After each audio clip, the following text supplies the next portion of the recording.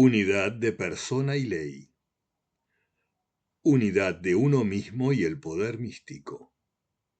Unidad entre la persona y Dios. Muchas religiones y filosofías establecen que el ser humano es un ser caído y desconectado con la divinidad.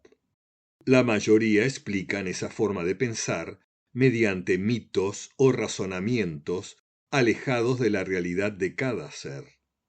Y como parten de una propuesta mitológica, la solución también suele estar separada de la naturaleza humana. A continuación, analizaremos una escritura que nos aclara cuál es la situación de todos los seres durante la vida manifiesta en este mundo.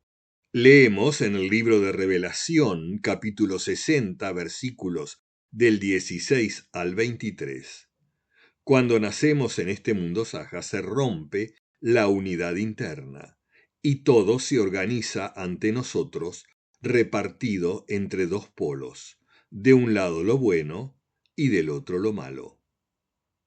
He aquí que el mundo de la percepción funciona basado en la creencia de los opuestos y en un perpetuo conflicto entre ambos.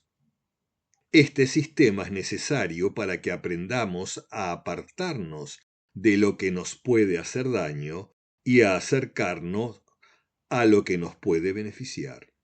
Pero la mente no comprende que eso solo es un sistema creado para protegernos. Ella termina creyendo que eso es real, que el mundo está dividido. Y eso da origen a una forma ilusoria de percibir la realidad y de interpretar la existencia. Así se crea un mundo de ilusiones, un mundo que hay que defender sin descanso, porque no es real. Así continuamente elaboramos todo lo que percibimos para que coincida con la imagen que nosotros mismos hemos creado. De esta forma utilizamos lo que oímos, vemos o sentimos para justificar nuestra propia distorsión de la realidad, para justificar nuestros estados de ira, nuestra falta de amor, nuestros impulsos hostiles. En consecuencia, veremos al mundo bajo una visión distorsionada, y lo percibiremos como algo destructivo, lleno de maldad y desesperación. He aquí cómo surge el sufrimiento provocado por la ilusión.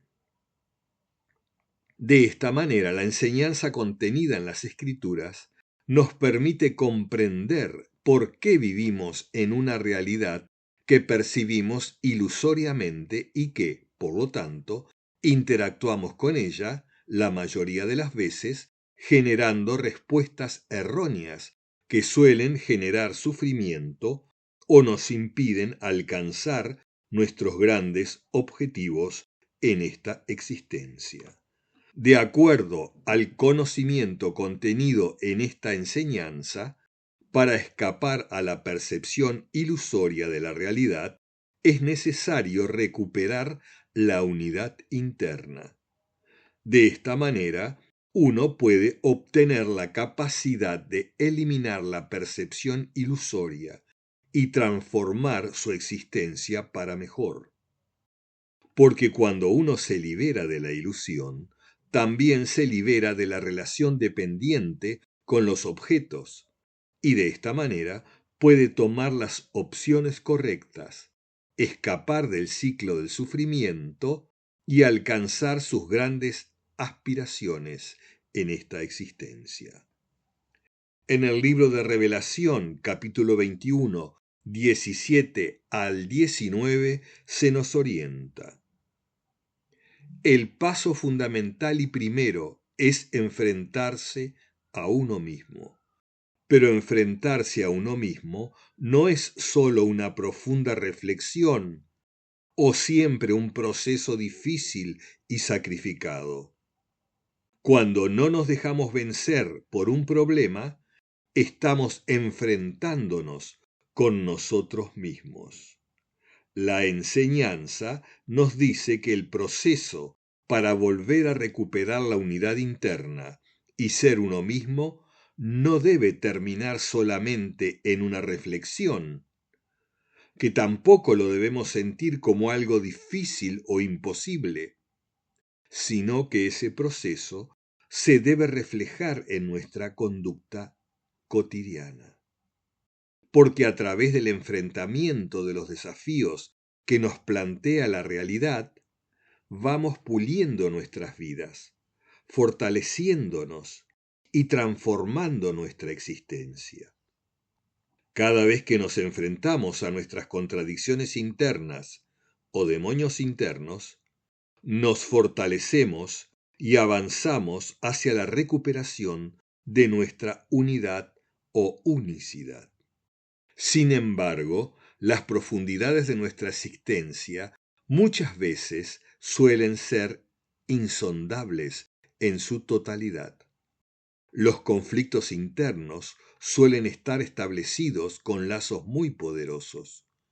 Por lo tanto, siempre necesitamos obtener ayuda. Las Escrituras nos orientan acerca de los caminos que tenemos que recorrer para avanzar en este proceso de ser uno mismo. Dice en el libro de Revelación, capítulo 7, versículo 20. Por eso digo que el primer paso es tener conciencia de uno mismo. En este caso, tener conciencia de uno mismo significa centrar la vida en uno mismo, es decir, evitar poner la causa del sufrimiento personal fuera de uno mismo. Es empezar por entender que la mayoría de los acontecimientos de esta existencia están provocados por la ley de causa y efecto, que uno mismo ha activado a través de sus propias acciones y decisiones. Cuando uno comprende que su estado de vida actual es la manifestación o el resultado de los efectos que uno mismo generó a partir de las causas que cometió, entonces puede comenzar a eliminar las raíces del sufrimiento que están en las profundidades de su propia vida.